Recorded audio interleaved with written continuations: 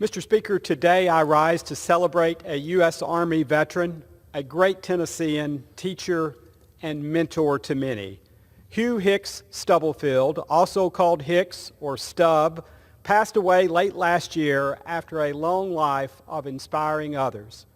Professor Stubblefield discovered his passion for the classroom in 1951 as a student at Tennessee Tech University. From there, he became an educator himself, teaching high school in Atlanta and Cincinnati. He went on to earn master's degrees from George Peabody College and the University of Missouri. And then, in 1962, while reporting for the local newspaper, he returned to Tennessee Tech to teach journalism until he retired in 1999. I had the pleasure of being one of his many students. Another former student of his, Lindsay Pride, now the editor of the Herald-Citizen and the local paper in Cookeville, wrote, "Hugh didn't lecture students, he shared stories." I agree. His experiences gave students real-world examples of the do's and don'ts of journalism, and those nuggets of wisdom could apply to any field.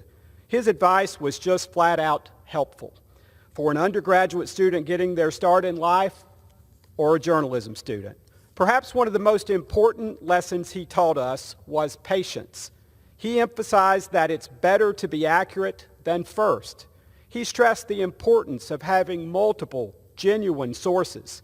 He spoke about the consequences of lacking accuracy and objectivity. We're living through many of those consequences right now as a country. Now more than ever, we could all benefit from Professor Stubblefield's introduction to journalism class. He fostered discipline in his students, discipline that came in handy in many professions and even everyday life, including independent thought, double-checking facts, and fairness. He showed a genuine interest in the long-term success of his students and kept in touch with many of them as they maneuvered the professional world.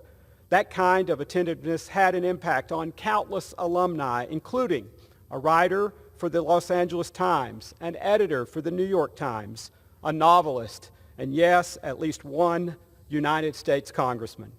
Professor Stubblefield did more than teach. He served as advisor for the university yearbook and student newspaper for decades. In fact, he received several honors from the National Council on College Publication Advisors over his career. For years, Professor Stubblefield was an active member of the community, serving on the Upper Cumberland chapter of the Tennessee Trails Association.